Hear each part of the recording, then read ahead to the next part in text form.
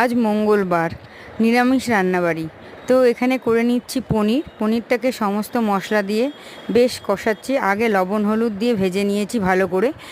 আর তারপরে এটাকে এখন জিরে বাটা, আদা বাটা, লঙ্কার গুঁড়ো, পরিমাণ মতো লবণ, হলুদ দিয়ে ভালো করে সুন্দর করে কষাচ্ছি।